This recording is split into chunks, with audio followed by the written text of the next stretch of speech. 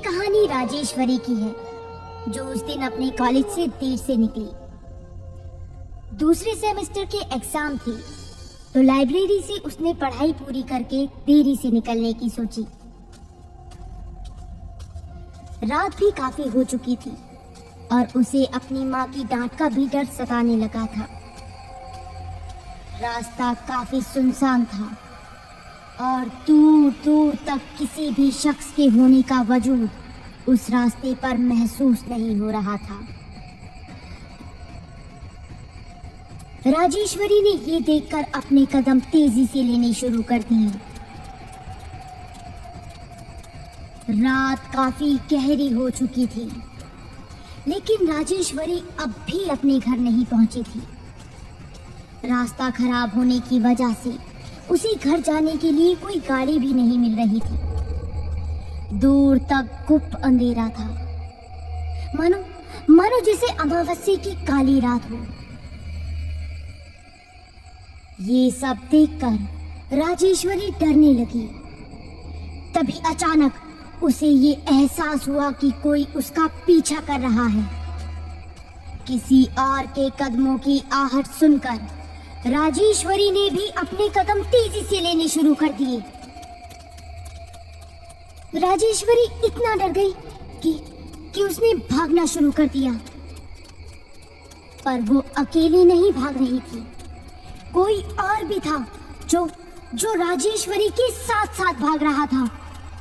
ये महसूस कर राजेश्वरी डर से पसीना पसीना हो गई। उसे बस यही समझ आ रहा था कि कैसे भी करके उसे अपने घर पहुंचना है। लेकिन अचानक राजेश्वरी के सामने आकर किसी ने उसका रास्ता रोक दिया।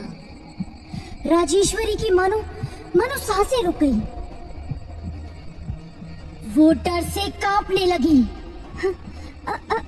अरे सुमित, तुम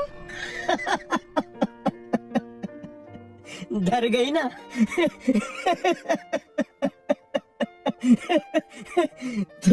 तुम एक नंबर की डरपोक लड़की हो, ये बात तो मुझे पता थी, लेकिन इतनी डरपोक होंगी ये मुझे नहीं पता था। ओह शट अप!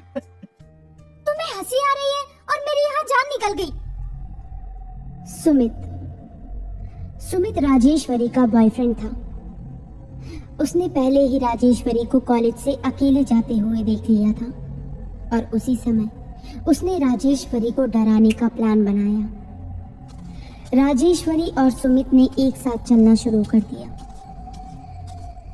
चलते चलते सुमित ने राजेश्वरी को वो रात उसके साथ गुजारने के लिए कहा। पहले तो राजेश्वरी ने मना कर दिया, लेकिन सुमित के बार बार जिद करने पर वो उसके साथ चलने के लिए तैयार हो गई। राजेश्वरी ने अपनी माँ को फोन कर सहेली के घर पर पढ़ाई करने का बहाना बना दिया।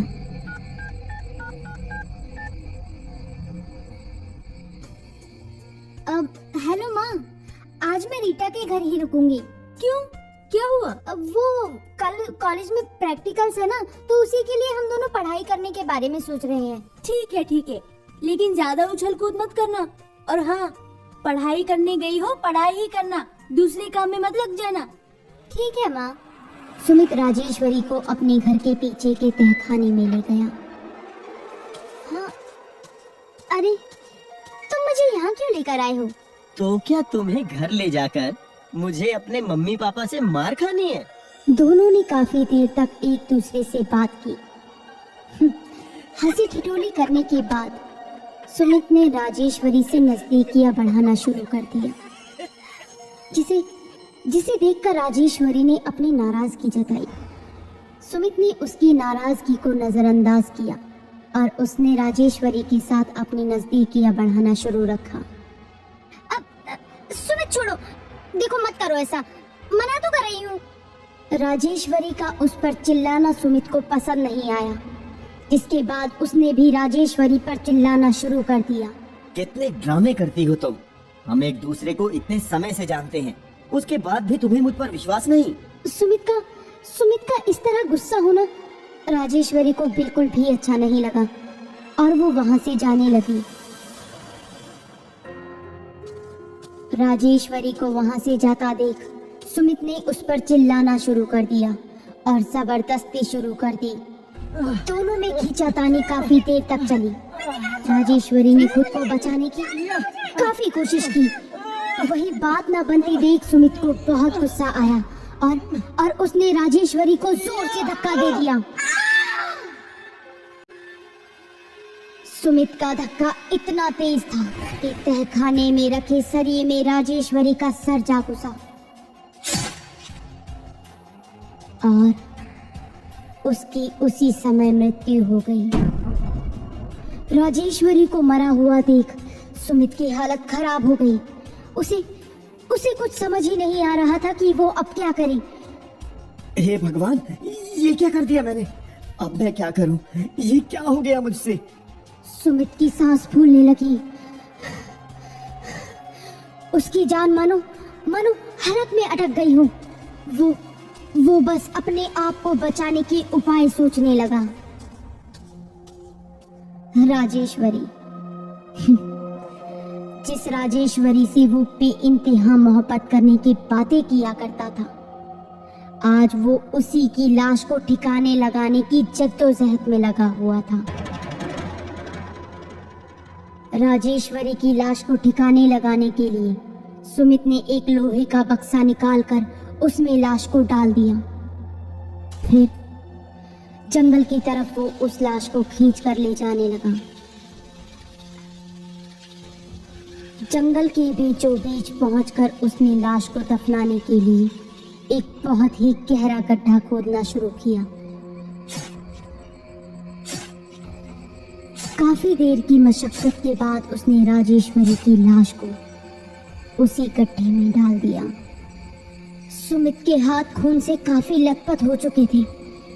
उसे साफ करने के लिए उसने राजेश्वरी का दुपट्टा लेकर अपने खून से रंगे हाथ साफ किए और उसने उस दुपट्टे को गड्ढे में फेंक दिया।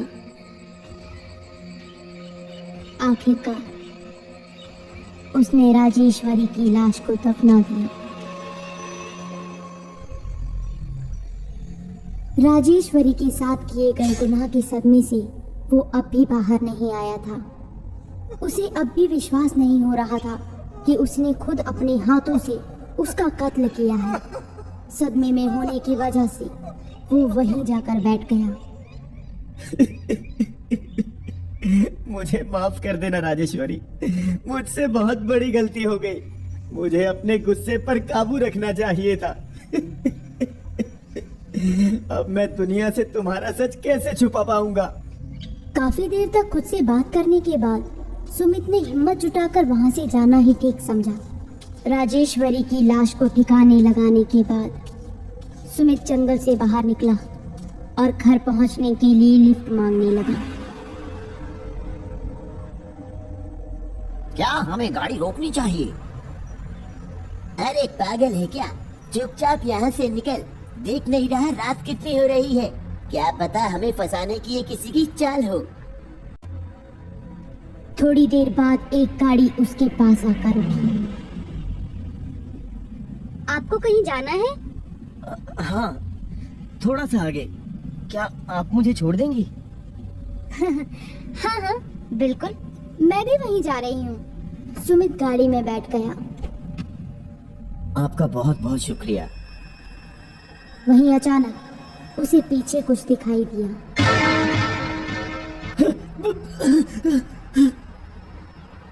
लड़की ने सुमित का घबराया हुआ चेहरा देख उससे इसकी वजह पूछी, जिसके बाद सुमित ने बेतुका सा बहाना बनाकर बात को टालने की कोशिश की। इतनी तो गर्मी भी नहीं है जिससे आप पसीना पसीना हो रखे हैं। जॉगिंग करने आया था, इसी वजह से ऐसा हो रहा है। चलो कोई बात नहीं। वैसे इस टाइम रनिंग कौन करता है? हाँ, मैं दिन भर बिजी रहता हूँ, इसलिए रात में ही समय मिलता है। ये लीजिए, इससे अपना पसीना साफ कर लीजिए। नहीं नहीं।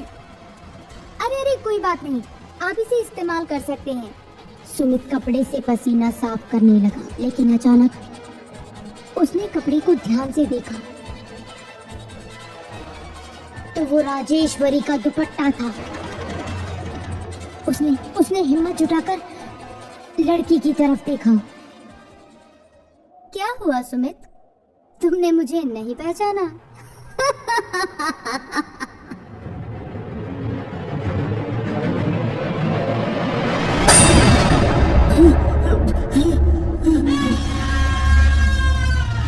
प्लीज हमारे चैनल को लाइक और सब्सक्राइब कीजिए और बेल आइकन दबाना मत भूलिएगा। Thank you.